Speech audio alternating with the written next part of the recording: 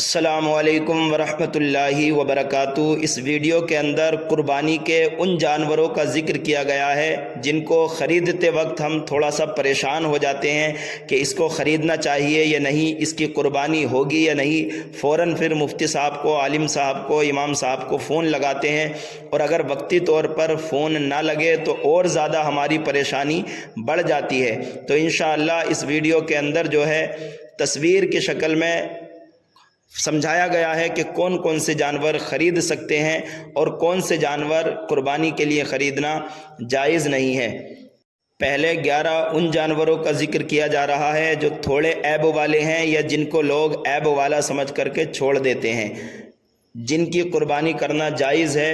ان 11 جانوروں کا ذکر کیا جا رہا ہے۔ نمبر 1، بھینگا جانور جس کی نظر تہائی سے کم کمزور ہو۔ نمبر 2، جسے خارش یعنی کھجلی ہوئی ہو لیکن کھجلی کے باوجود بھی وہ موٹا تازہ فربا ہو۔ نمبر 3، جس جانور کی دم یعنی پونچھ تہائی حصے سے کم کٹی ہوئی ہو۔ نمبر 4، وہ بکری جس کا کان تہائی حصے سے کم کٹا ہو۔ نمبر 5، وہ بکرا جس کے خصیے نکال لیے گئے ہوں، یعنی خصی بکرا، اس کی قربانی کرنا بھی جائز ہے بلکہ افضل ہے۔ نمبر 6، بھیڑ یا دمبا جس کی اون کاٹ لی گئی ہو۔ نمبر 7، داغا ہوا جانور جس کو داغ لگاتے ہیں پہچان کے لیے، اس کی قربانی بھی جائز ہے۔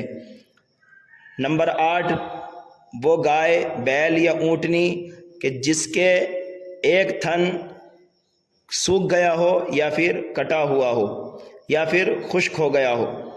نمبر 9، چھوٹی چکی والا دمبا۔ نمبر 10، وہ بکری یا بھینس جس کے پیدائشی جو ہے سینگ نہ ہوں۔ نمبر 11، جس کا سینگ مینگ تک نہ ٹوٹا ہو۔ ایسے جانوروں کی قربانی کرنا جائز ہے۔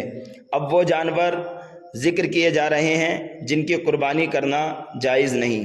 نمبر 1، کان کا تہائی حصے سے زیادہ کٹا ہوا ہونا۔ نمبر 2، وہ اندھا جانور جس کی آنکھیں خراب ہوں، دیکھنے کے لائق نہ ہو۔ نمبر 3، وہ جانور جو کہ کانا ہو اور اس کا کانا پن ظاہر ہو۔ نمبر 4، وہ لنگڑا جانور جو قربان گاہ تک نہ چل سکے۔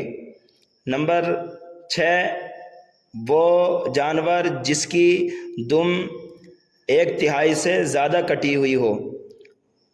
نمبر 7، وہ جانور جس کے پیدائشی کان نہ ہوں۔ نمبر 8، وہ بکری یا گائے بھینس جس کے 2 تھن سوکھ گئے ہوں، یا بکری ہے تو اس کا 1 تھن سوکھا ہوا ہو۔ وہ جانور جس کے اندر نر اور مادہ دونوں کی علامت پائی جاتی ہو۔ وہ جانور جس کا پاؤں کاٹ لیا گیا ہو۔ وہ جانور جس کے سینگ جو ہے جڑ تک اکھڑ گئے ہوں یا پھر توڑ دیے گئے ہوں اور زخم بھرا ہوا نہ ہو۔